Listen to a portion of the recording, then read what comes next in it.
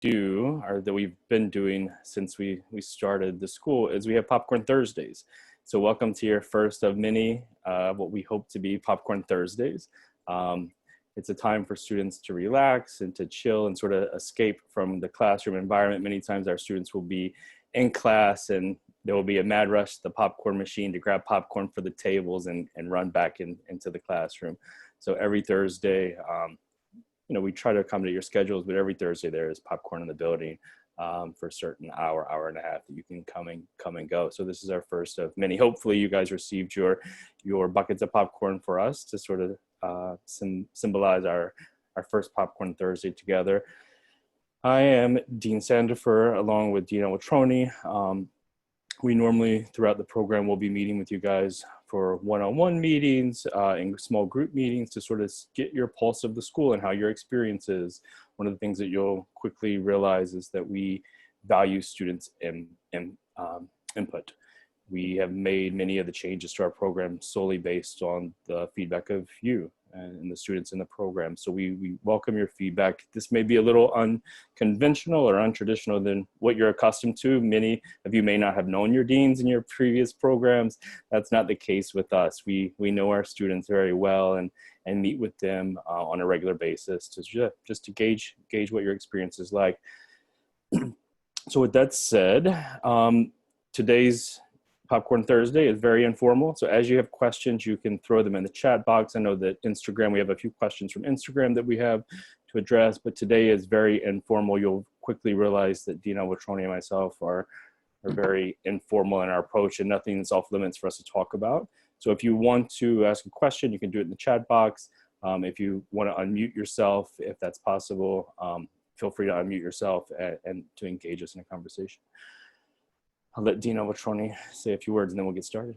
Yeah, I would just I echo what Dean Sandifer said and also just extend a welcome from all of us to you. I know this is not at all how I think any of us probably envisioned this being a year ago at this time. It's very different for us, but it's I hope for an opportunity for us to do some things and build some community before we get the opportunity to do that in person in whatever form that takes going forward. The thing I would tell you that I think Dean Sandifer said as well, our doors are open, whether it's literally in terms of the in-person or virtually in this setting, but we welcome opportunities to engage with you, talk with you, and not just about issues when they become burning issues. It's the biggest and the smallest things. I think one of the things that we really enjoy is the interaction with you all. Frankly, it's something I think we miss a lot of these days because of the nature of how things are, but also because our lives are busy. We're building a number of new programs, so there's a lot going on in a very positive way. But these opportunities, I think, are welcome ones for us to be able to check in with you and just hear that things are going. And even amidst all the uncertainty, to be able to provide as many answers as we can. The one thing I think that's frustrating for all of us on this end right now is we don't have as many answers as we'd like, not because we're not diligent in trying to put everything together, but because there's so much flux and so much uncertainty. So the thing I've been telling all of our students is what I tell you today by tomorrow may be either valid or invalid or anything else. So just bear with us because we're getting all of the things we need in place and making sure that our two objectives are met. And one is obviously paramount, which is that you all are safe and in an environment where you're safe and free to learn. And the second is that the experience be as conducive to learning as possible. So we're going to make sure those two things are met, and they essentially are the two primary things we focus on. And then from there, everything else will fall into place and eventually, hopefully a little at a time, fall back to some level of normal as well. So with that said, we're happy to open the floor up to any questions you might have, anything you might want to know. I know there were a couple of odd and end questions that were, I think, sent forward that we can touch on and answer. But if there are other things that you all want to say or offer or ask about, we're welcome to that as well. So as you guys are thinking about your questions, why don't we answer one of the first Instagram questions is, when does the semester end? Sure. So I will talk to you a little bit about that schedule. So we made it, we and probably just about every other higher ed institution have made a change to our academic calendar to try and respond to get ahead of this whole thing. So we have adjusted a little bit the university opens 1 week earlier than we were originally scheduled to. August 17th is scheduled to be the first day of classes rather than August 24th, which was originally the plan. For you all, August 17th was supposed to be our orientation week, and it will continue to be our orientation week. It'll be done a little bit more spread out because of obviously the flexibility we have of not meeting in person. And it will offer a lot of the components, though not all of the components, because there's no need to do some of them until we're back together. But the structure for us will stay the same in terms of the start date. We will start classes on August 24th. And then we will proceed through the first semester all the way through to the Tuesday before Thanksgiving. So there will be, I believe, finals week the week prior to Thanksgiving, ending in the week of Thanksgiving, the Monday and Tuesday. And that essentially is to allow us to have two things for flexibility. One is if we are able to go back in person in some format as a university, and we're given the green light to do that by the New Jersey state government, that gives us the ability to send everybody home before Thanksgiving and then not bring people back for a short 2-week stint after they've all gone home and there's a lot of spread out of everybody going their separate directions. The other thing it does for us, which I think is going to be a huge benefit for you as students, it gives us a longer winter session to work with. So what we've actually been able to do is offload some of the coursework that you have to an online winter session. Not a lot of credits, a few. But one of the major complaints, I don't want to say complaints, but one of the major challenges I'll say that students typically bring back as in their first year is the adjustment or acclimation to a very heavy course load of all graduate level coursework. So we saw this as an opportunity to offload a little bit of that so your course load is a little bit lighter in the fall semester. And some of those courses that are conducive to meeting in an online environment, much more asynchronous and much more sort of free form, will be moved to the winter session. The winter session will be the 3 weeks before the holiday break and then the 3 weeks after the holiday break. Still to be determined exactly what that's going to look like in terms of the courses, and it won't require you to be there in person, but it will work to your advantage, I think, to help you in the first semester in your acclimation to pharmacy school. And so we're hopeful that that will be a positive that will actually fall out of this, and one that may actually stay on board for us even after we go back to a normal schedule in the future. Yeah, I just want to echo that. Like, this is a huge win for your class. Like, it may not seem as a win, but offloading those few credits that you're going to be doing in the winter is going to be a huge asset. One of the things, like I mentioned, is, you know, Avaltroni and I meet with students for focus groups on a very regular basis. So we'll have breakfast or lunch with each of you, hopefully in the upcoming year.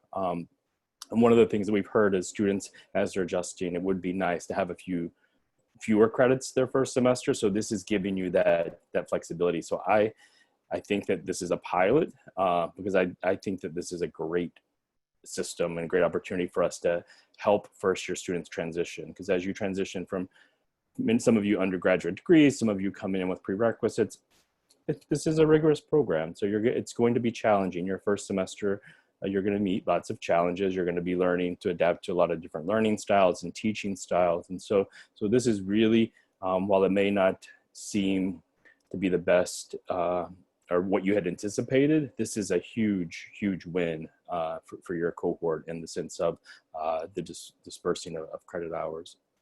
So see that Clara is, I think, asked the first question, so she wins one prize for that.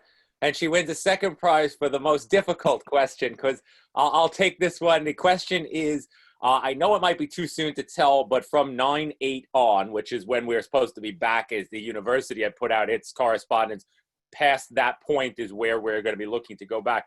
Is it going to be hybrid or completely in school? So the thing I will tell you with 100% assurance is that the current guidance from the state Office of Higher Education, which has been given to all universities, I think it's actually a public document, so you could probably find it out there on the web, identifies, like much of what New Jersey has done, multiple phases of a return back to normalcy. We are currently right now in phase 2 across the state for everything. And so in correspondence with that phase 2, right now we're not authorized to meet back in person yet. That's one of the restrictions. So you've probably seen this, whether it's been K-12 education or higher education or summer camps or other sorts of things. the restrictions are in place so that we are not yet cleared to go back in person.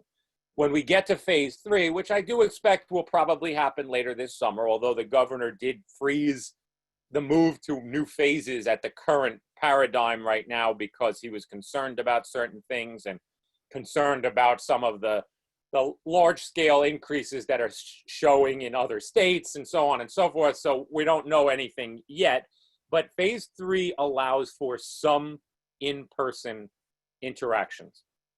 It does, however, require social distancing, reduced capacity. It requires masks to be worn at all times. It requires a number of things that will be in place, which again are probably to be expected at this point based upon what everybody knows.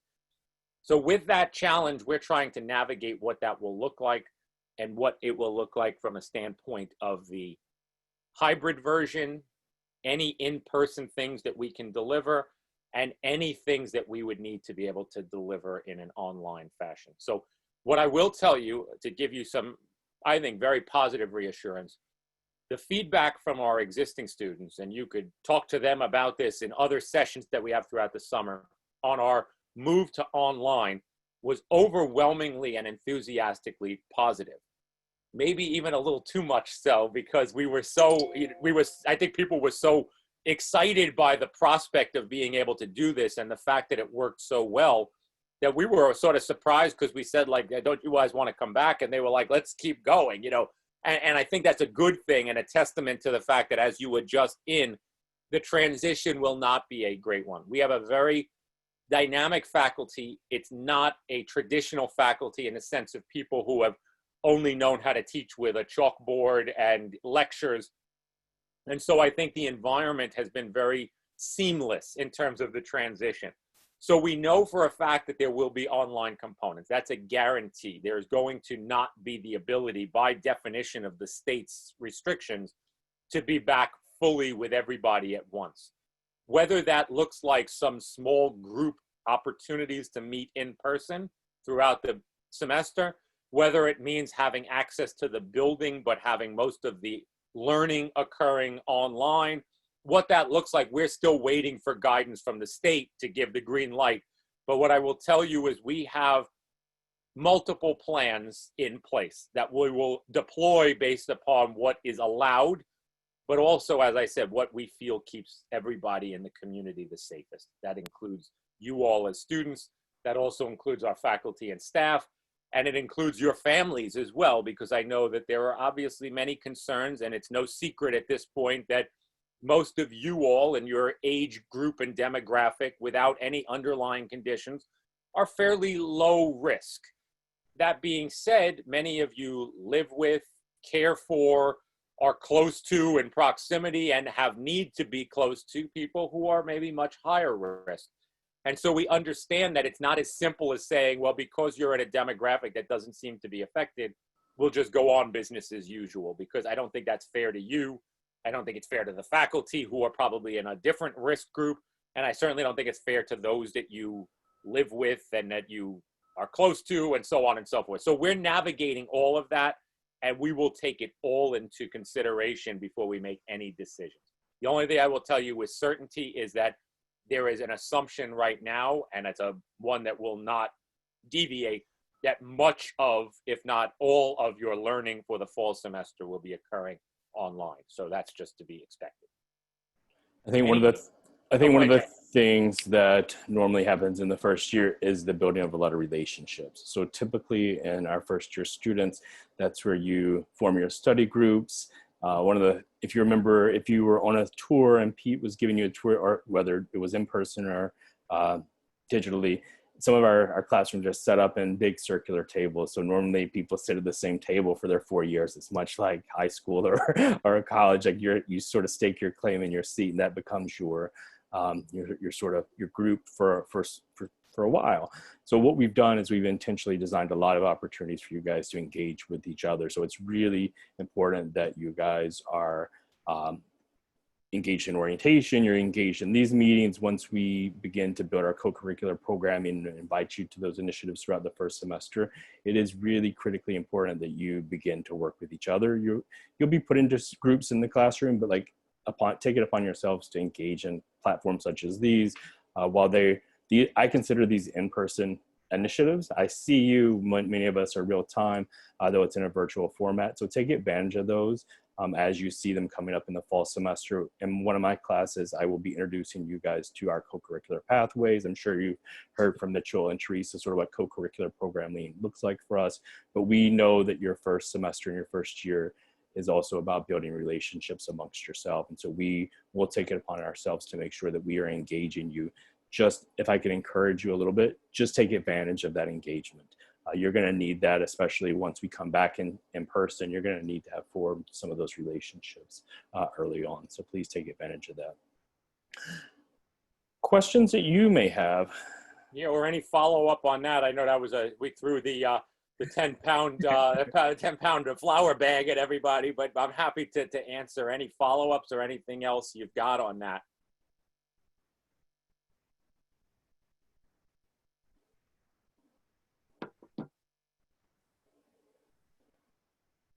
So you guys are a quiet group thus far. So as you have questions, we'll talk for a few more minutes, but this is really led by you guys and sort of what your interests are. We have a few the talking points that you guys have discussed with the other faculty and students. But if you guys have questions, please, there's no question that's silly. There's nothing that that's off limits.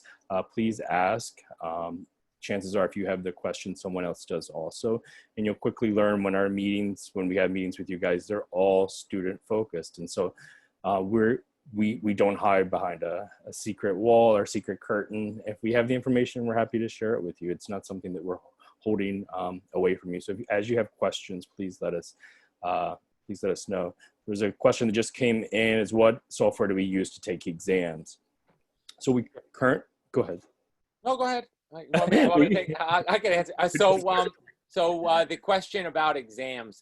So we use ExamSoft. ExamSoft is probably used by, I would guess, upwards of 90% of pharmacy programs across the nation, and probably, for that matter, 90% of health science programs across the nation. It's online, iPad compatible. The way in which it basically works is that you come into, and again, I'm going to tell you the live version because that's what we've normally had ExamSoft for. So normally you would come in, you download the exam prior to your entry to the campus that day. You can't open it until you receive the exam download password. So basically you'd have the thing stored on your device. Everybody typically uses an iPad because we give out iPads to everybody. So that's usually the modality for exams. Once you're given the password, you're authorized to then open the exam. And once you open the exam, it goes through and is just like any automated test you've ever taken on an online forum. So if you've taken the GRE or for that matter, the PCAT or anything else, it's very similar to that in terms of what it looks like. And then, of course, it allows the faculty to get instant feedback. The one thing that we use it for that's a huge advantage for actually you all that you probably don't ever see is twofold within that. One is that we can do validation of questions, which means essentially that we are able to go and determine whether or not a question was not a good one. So, for example, if let's say 60% of a group all misread a question because they all clearly got it wrong by guessing an answer that was the wrong answer, then it means that we would discard that question. So it would allow us in real time to be able to assess the validity of questions or to find out if everybody got something wrong because it was something that wasn't covered clearly. It also gives our faculty instant feedback to know, okay, I better go through that again because it's clear nobody got it. So that's one huge benefit. The other benefit is that all of the questions are mapped to learning outcomes. So over the course of your 4 years here, we're basically assessing individually for you, but also as an aggregate group, how well you're doing in terms of meeting the learning outcomes. It's really more internally for us to validate what types of adjustments we need to make in real time to the curriculum to close any gaps in knowledge, or in some cases to make wholesale changes to say it looks like we need more of this or more of that or less of this or less of that. So it works out really well because it gives us a lot of the feedback that we need, and it works out really well for you because it allows you to get your grades instantly. It allows you to get instant feedback. And it allows you this easy modality of being able to take the exam in a pretty conducive fashion to be able to do things what you need.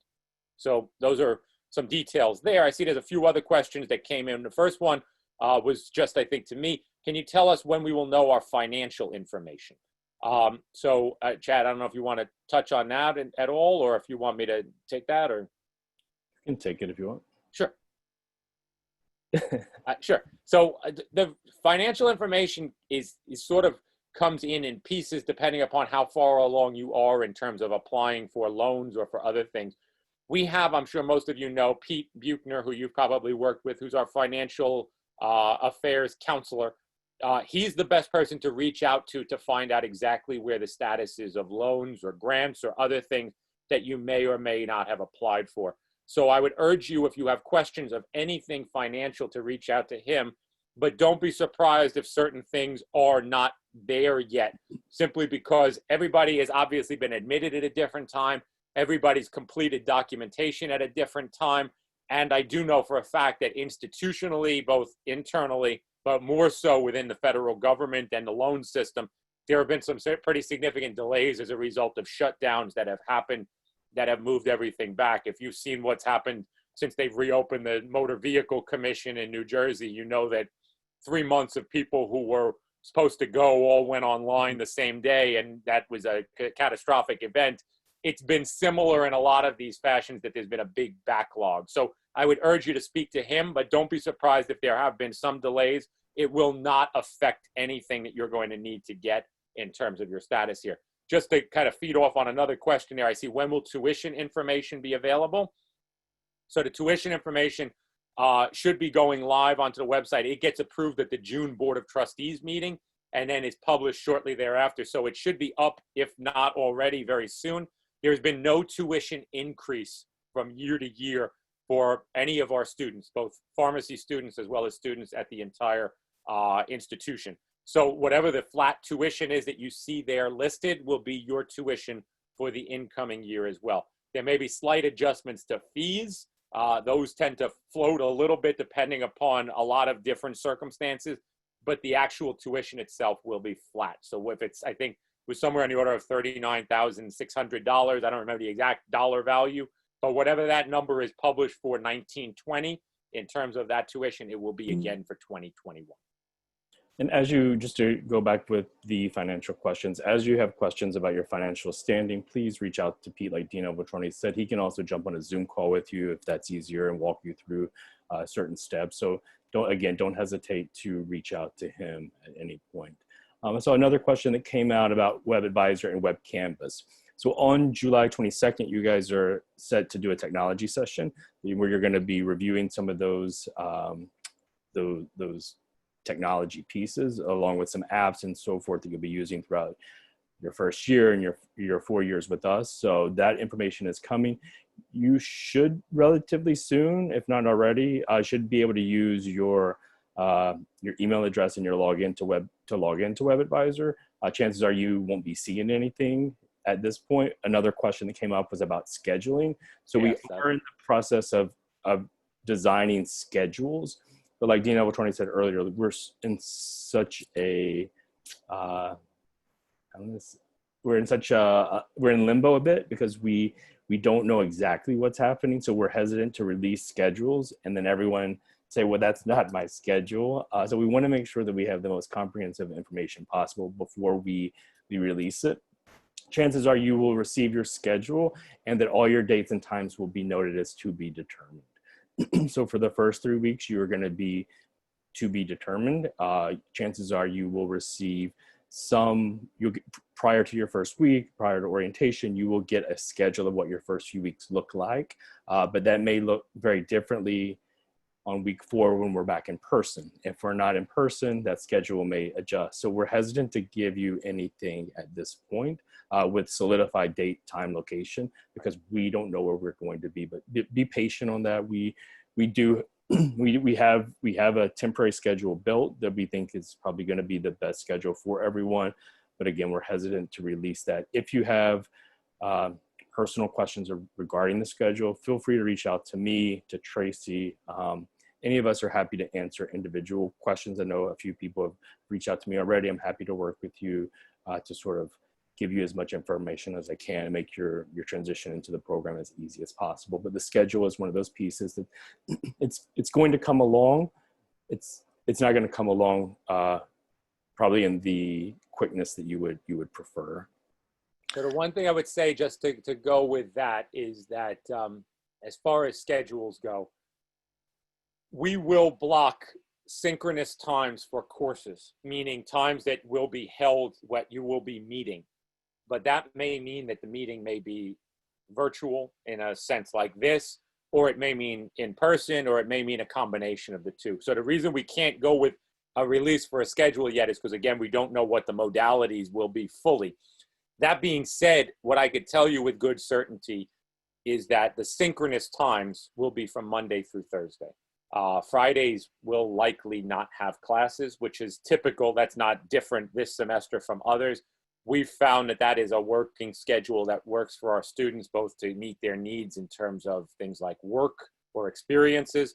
It has also worked very well because we've had to move some of our experiential learning to Fridays to be able to accommodate, because, as you probably know, experiential learning shut down for most programs of all health sciences between March and now. And so we're moving that in terms of sort of the nature of doing things in that sense. As far as the question that sort of goes hand in hand with that as well, will labs operate online? The answer is yes and no. And what I mean by that is we have different types of labs. Some of our labs are patient care labs, which are much more things like doing case studies or evaluating charts or other sorts of things. Those things will work online. Then there are things like sterile compounding, where you have to be hands-on with certain things. Those would not be online. For you all, it doesn't matter because your first semester has no laboratory learning, so it's not going to affect you one way or the other. You won't fall behind in any way if that's not able to be done, so it will not affect anything in that sense. I know there was another question that came in about when you'll get your iPads. So iPads have been procured. Normally we give out iPads during orientation week. Obviously that's not a reality for us. So instead we are making arrangements to have iPads mailed to your homes so that you will receive them probably in the next few weeks. I don't know, Chad, if we've made a date yet within a final date to be able to mail them out, but they should be coming probably before early August, I would guess, right? So the goal is to have those to you early August. Make sure that your address on file is the correct one. We will reach out to you also, and just to confirm the address, so we can cross-reference. We don't want to be sending the iPad to the wrong location. I know some people are sort of relocated temporarily to different places depending on where you previously were. I know for myself, I live in Manhattan, but I've sort of relocated to New Jersey for a while. So we want to make sure that we're sending it to the right place. So as we send out those emails, please confirm your address, but you will be receiving your iPad. And that sort of goes along with someone mentioning about not having a laptop at home. Totally fine. All your exams will be given through your iPad. You'll quickly learn along, especially in your technology session, they're going to be covering with you how some of our past students have sort of taken notes on their iPad. You can upload certain apps and to upload your slides and annotate on top of those. And so we'll share with you in the technology session some best practices of what have worked for the students. So you will be getting those really soon. Well, another question. The question back up, because I don't want to lose it because we're getting more scrolling. Well, will there be a white coat ceremony this semester? So you want to take that one? Sure. So the white coat ceremony, in the past, we have traditionally done it prior to opening the school in your first year, along with the parent orientation. Those are two things that we are going to postpone until the spring. So we've already taken that. We have, at the end of the year, we do a doctoral hooding ceremony for our graduating students. So it will be in alignment with that around the same date, not the same time, but around the same date. So it'll be in the end of your first year, which is not atypical of pharmacy schools. A lot of pharmacy schools do that. You don't really need your white coat until you go into your first rotation, into your first IPI. So you will have your white coat prior to your IPI, but that ceremony will be moving forward at the end of the spring semester for all students.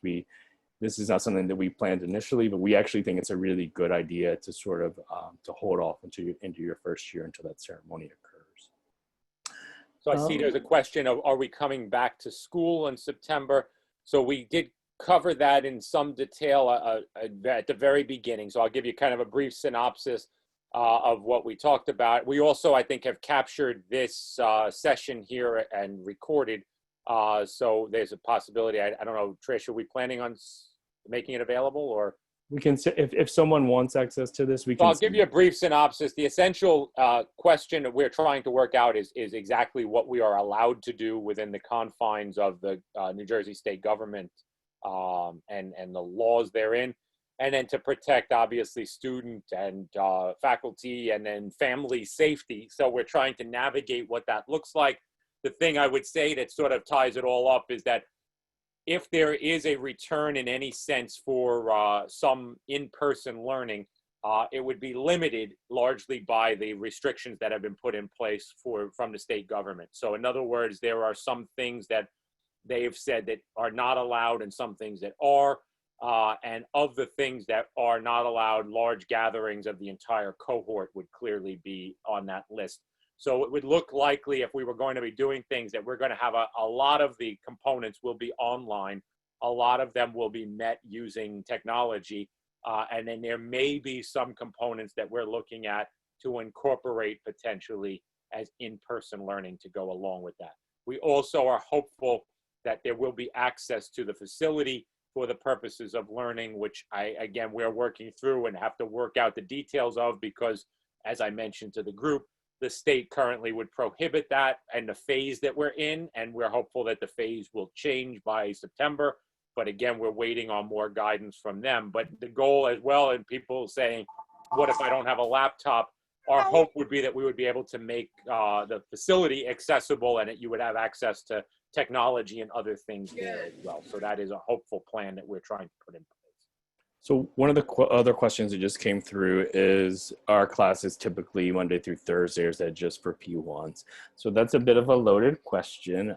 Traditionally, classes are Monday through Thursday. I hate to say that that's going to be the case, because right now we're piloting doing your IPI, your first IPI during your second IPI during the academic year. So which would place you one semester in your setting on a Friday. We also run 3 service learning courses. One's related to the pediatric population, one is with the low-income homeless population, and one is with the geriatric population. And those service learning hours occur on Fridays. So they're traditionally, the answer is yes, classes are traditionally Monday through Thursday.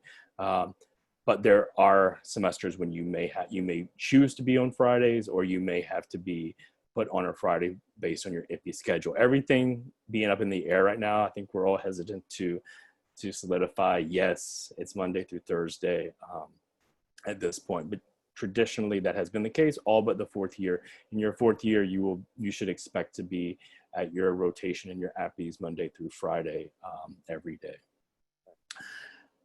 See, there was a question with regard to come back to school in person. Are there plans as regarding social distancing in the class? So the answer is yes. Every space on all campuses, both in New Jersey and on our international campuses in Vancouver and in Roxton, England, every space has been assessed for maximum capacity, meaning what would be allowed with the confines of social distancing in place. So we know a maximum capacity for every one of our rooms within our facility, and for that matter, every facility across the campuses.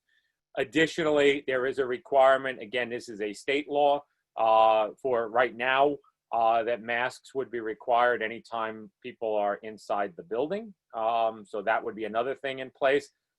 Social distancing essentially would preserve capacities in the classrooms at probably between 1/4 and 1/3 of the maximum capacity based upon what the layout is. Those of you that have been in the building, or even if you've seen a virtual tour, and I think Dean Sandifer alluded to it before, a lot of our spaces have modular furniture, which means we will be able to reposition and move things around to preserve social distancing as we need to. That being said, there are certain things that are fixed, which means you just reduce your capacity accordingly and sit people every other seat or every 3rd seat or however that would work. So we have a full facilities plan in place. That is for the entire building. That includes social spaces, learning spaces, and so on and so forth. But again, I want to just reiterate, our paramount focus is your safety. if we deem that it is unsafe or imprudent, we'll just say, to be able to do this because the restrictions are so great and the experience is so poor, or the restrictions are so great and the risk is still there, we will likely look to use more of the online or the virtual platform. And the thing I want to just reiterate again, for those of you who may have joined a little bit late, I don't know what your experiences have been to date with online, because I don't know how many of you just finished a semester doing this or how many of you were not enrolled. I know it has been a mixed feedback in terms of many people saying it's not been a very positive one. Our students have said overwhelmingly it has been a very positive experience. So I want to reassure you, simply because for many people, I think they may have a vision in place that they may have actually experienced that was seemingly a very sort of rushed and very poorly thought out experience. This will not be that. And the reason I can say that with good confidence is because we heard it very much from the students. And we heard this from the students with our faculty having a minimal amount of time to really make adaptations. With even more time, I think things will be even better. But as I said, we did a focus group of students, probably about 20 or so students at the end of the semester, trying to get their assessment of what they thought of things in terms of the online and what they were feeling in terms of returning. And I was honestly left there, and I think Dean Sandifer did as well, stunned at how few of them said that there was anything that they felt was different about this environment from being in person. And even from a standpoint of some of the social aspects or some of the co-curriculars or others, we saw better attendance and more engagement in the online than we did when we were in person, to the point where we were getting 80 to 100 people showing up for things that we maybe would have gotten 30 or 40 for in the building. I don't know where all of you are in terms of your kind of lives, but many of our students, and I suspect you will be similar, have pretty substantial commutes, probably a substantial distance to come to campus. I think for many of our students, their lack of needing to commute allowed them to be more engaged in a lot of these activities, because they could go home, they could be home, have dinner, and participate in something at 7 o'clock at home, rather than thinking, I better get on the road because I've got an hour drive ahead of me and I've got to get home and do the reading for tomorrow or do whatever it is to study for the next exam. So we saw a lot of real positives, to a point where there's a high likelihood that even as things get back to normal, we will keep a lot of these things in place. Not to say that we're going to be a fully online school. We have no aspirations to be one, but we've seen and learned a lot to find out that a lot of the things that we were surprised we thought may or may not work, worked not just as well, but in some cases even better. Yeah, I think one of the challenges with many people in online education is they have I wouldn't say old school idea of what online education is, but many, like all my classes that I taught were in person. I was on Zoom, the classes were in person, the students were engaged. And so for me, it was just the difference of me standing in front of a classroom or me teaching from my house. But the content didn't change whatsoever. My method of delivery didn't change whatsoever. The engagement from the students didn't change. So I think that students really appreciated that. Like Dean Avaltroni said, our co-curricular initiatives, which you guys will all be part of, like we had so many people engaged. People were like logging in on their way to pick up their kids or to do this or that. They would log into almost like a podcast and listen. I know even for myself, I would log in and listen as I was cooking at home and to some of the programming that we had. So I think students really appreciated. I think a lot of people have seen this transition as very, as a negative. And I think that this has been a great eye-opener to showing institutions what they can do. And we've really embraced it. So we really like it. Like Dean Avaltroni said, we assess the students. The students seem to love it too much. Like they love the fact that they can log into classes.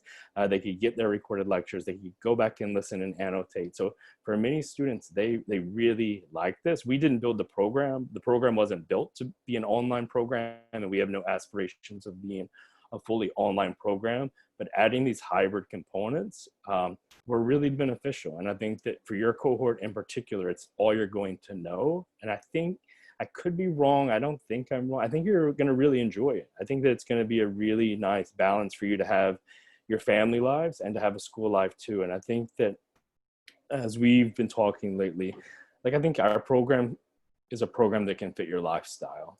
And a lot of our students have different lives and different interests, and they're all at sort of different places. And I work with a lot of students hands-on who are sort of all over the board and what their family commitments are, whether they're mothers or fathers or our brothers or sisters or caretakers. And I think that our program is it's a really nice program that can fit most students' lifestyles. And I think that we're very accommodating to those life challenges. And when they pop up, we work with you. So I think you'll be pleasantly surprised with the online education components that we've designed. Like Dean Avaltroni said, we were sort of thrown into it in a very short time frame to pull it off. And we did really well. Like, I'm proud of our faculty. We did exceptionally well in what we were able to provide to students. And our student affairs team was exceptional in what they were able to do to keep students engaged. I know we had a cooking channel with one of our faculty members, and every Thursday she cooked, and parents were logging in. It became like a family affair. They would order the food in, have it delivered from Amazon or wherever, and then they would cook as a family. So we realized that this program is not just a commitment from you, but it's a commitment of your families. Because for the next 4 years, you guys are sort of joining us. And alongside that, sometimes your families come along too. And we've had people who have kids who have joined Zoom meetings. And, sometimes my daughter jumps in a Zoom meeting, and that's sort of what we've done. And it happens, and there's not anything we can do. But I'm hopeful that you'll see that this program is a program that can fit most lifestyles. So I hope that you do that. And as you transition to these online classes, don't think about online education with us in the traditional sense of maybe what you've experienced in the past, because we did do a really exceptional job in building initiatives to really keep people engaged. I see a couple more questions. So Carol, I see, can I become an intern once I start school? I'd like to know more about that. So just clarify for us, do you mean a pharmacy intern or do you mean an intern at the school? If you could just clarify. And while we're waiting for that answer, when we come back to campus, a pharmacy intern. So the answer is yes. The way in which it works in the state of New Jersey, enrollment in a pharmacy school makes you eligible to basically work at a pharmacy, essentially as a technician. In the state of New York, you have to actually apply for an intern permit, which means essentially filing paperwork with the Board of Pharmacy in the state of New York. So for many of our students who do come from New York, some come from Staten Island or the other boroughs, oftentimes they have to file with the State Board of Pharmacy in Albany. It's probably a process that takes about a month, and we usually help you through it because it requires us to validate your enrollment here, and then you're eligible. If you're in New Jersey, your enrollment in a pharmacy school basically constitutes you as a student pharmacist, which constitutes you to then be eligible to work. And many of our students do take advantage of that and do engage in work during their time here. Some already come to us as certified pharmacy technicians, so they've already got the experience. Many others then do so once they start here. So that's something that you can do, and there's not much really that's involved, again, if you're in the state of New Jersey, other than to validate that you are currently enrolled as a student in a pharmacy program, which you'd be able to do. And then go ahead. Yeah, so one of the other questions that has popped up is about exams taking place on Monday. So yes, exams traditionally take place on Monday.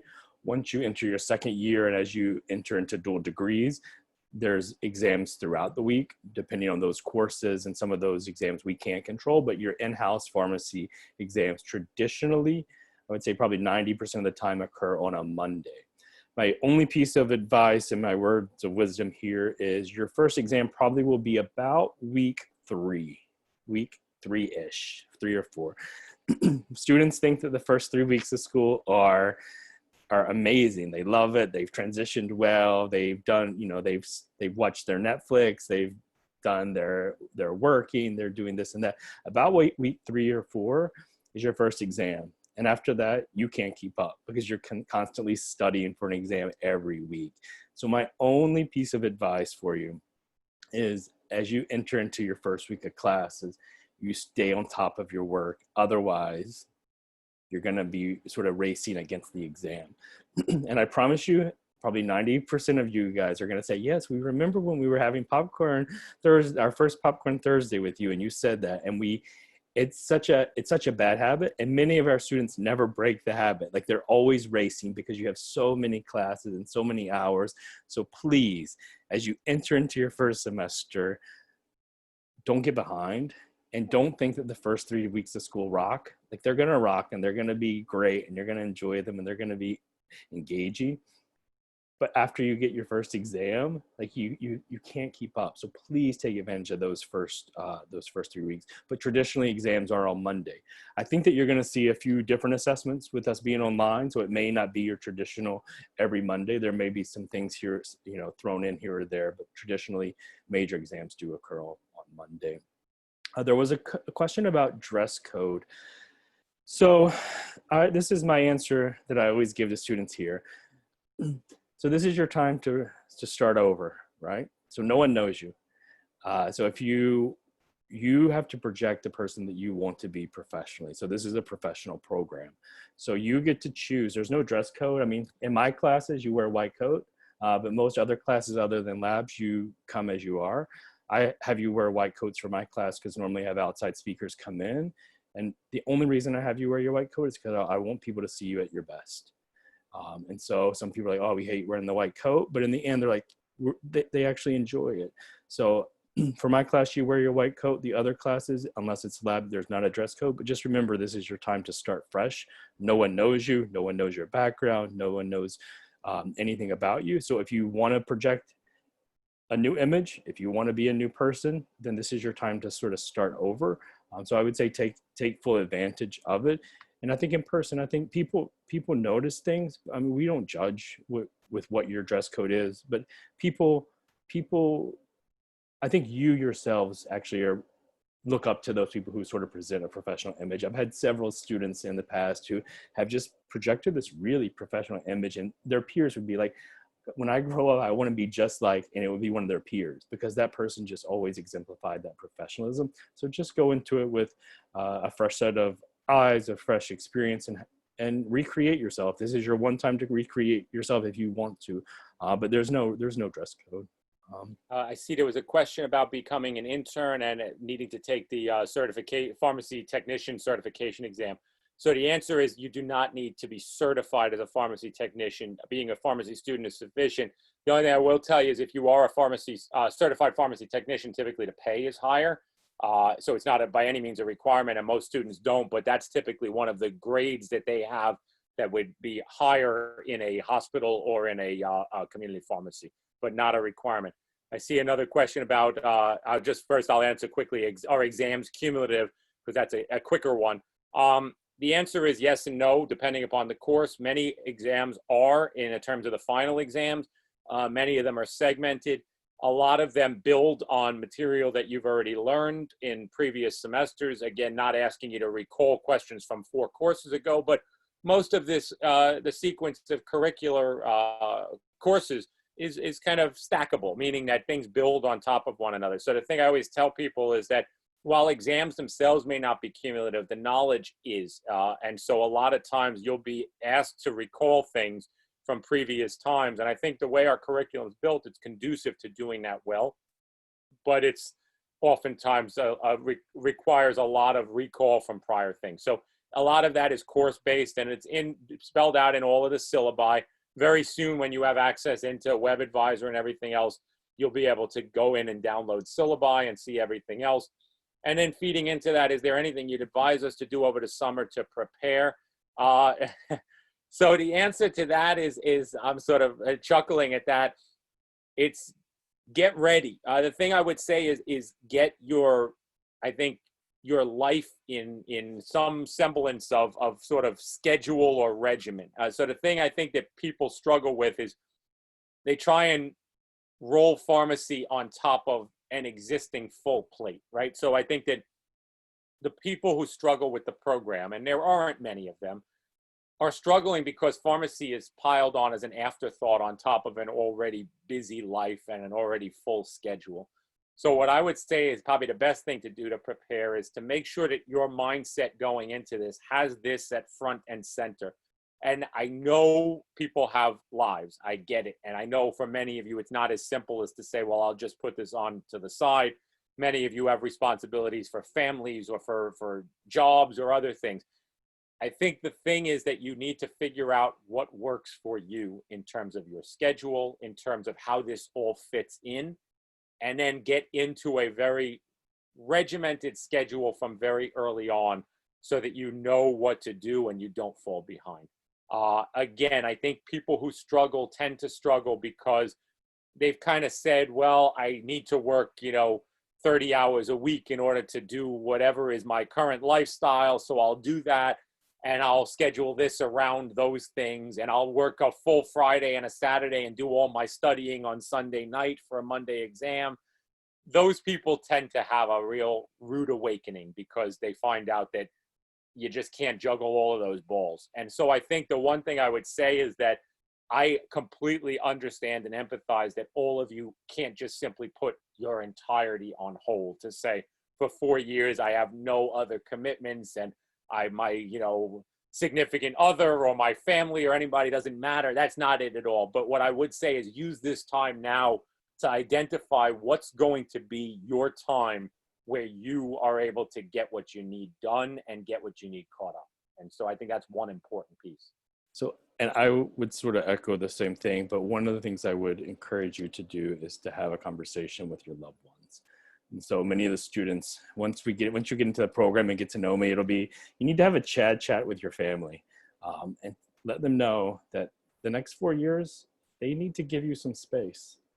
So whether that be your children, your husband, your wife, your parents, your aunts, your uncle, whoever it is, your families are going to have to understand that for the next 4 years, you've committed to something. And so I would say having this conversation with your parents or your loved ones to say, I'm going to need you to be patient for the next 4 years. Your weekends are going to be spent studying for exams. So if you have kids, you may want to have your partner make sure that they're sort of on the hook for childcare for weekends, because you're going to need that. If you have parents who are expecting you to go to every wedding and every family event, chances are it can't happen for you for the next 4 years. So I think having that conversation with your loved ones early on could be really beneficial.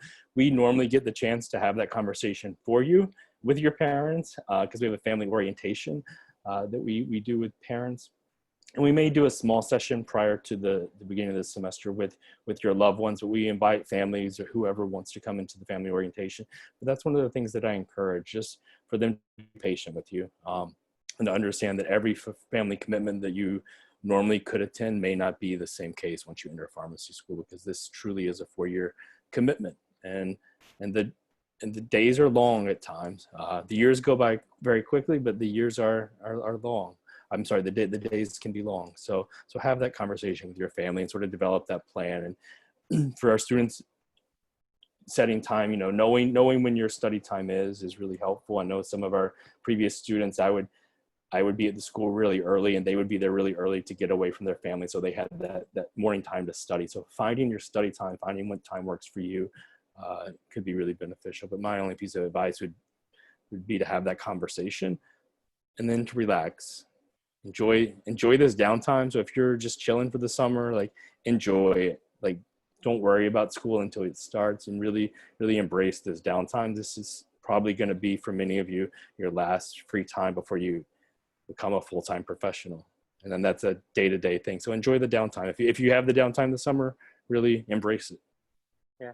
The only other thing I would say to that as well is that one of the challenges that will probably be a little bit greater for this group than in past years is normally, I think, during the early days of the program, you'll find people who are kind of your accountability partners who fit a similar schedule to you, study the same way as you, kind of are able to navigate things the same way. So I would encourage you in whatever way you can to try and do some of that, even if it's virtual or in anything else, because I do know that most of our students are successful largely because they can function not just by themselves, but have a support system or a group of people that they can work through problems with or study with or look over things, or just even in some cases, just kind of have as a sounding board. So that's, I think, one of the things that'll be a little bit more difficult in the early days, because we don't have as great an opportunity to do that in a large cohort or to kind of navigate it in the same way for right now. But I do think it's important in whatever way you can do it, because it's a reality that I think all of you will share something collectively together that nobody else really can identify with. And that's all of the good and all of the not so good that you'll kind of go through over the next 4 years. And we've seen it just because our cohorts, for each one of them, very different, but all of them have kind of a camaraderie and a level of interplay that is unique to them, and they understand. And it's the result of kind of being fire tested through this whole program. And I think it's important, because it is one of the things that I think helps you to navigate and not feel like you're alone at this. So I know it's 1 o'clock and we want to keep your time schedule. We know many of you have family and work commitments, so we will sign off for now. But as we said in the very beginning, as you guys have questions, if you have anything that you need to speak to us about, please know that we're here to support you as you transition into orientation, into the school year. If you need anything, we can, Dean Avaltroni or myself can always jump on a Zoom call. If you want to speak in person, if you want to shoot us an email, all of our email addresses are online. So whatever you need, don't wait until school starts to ask the question. As you have questions, hopefully after today, you see that we're very approachable and willing to have the conversation with you. So please reach out to us and let us know what we can do to support you during the summer and as you transition in to school in the fall. And on that note, enjoy the next few weeks before we see you in the fall. Hope to see you all soon, and enjoy the summer. All right. Bye, guys.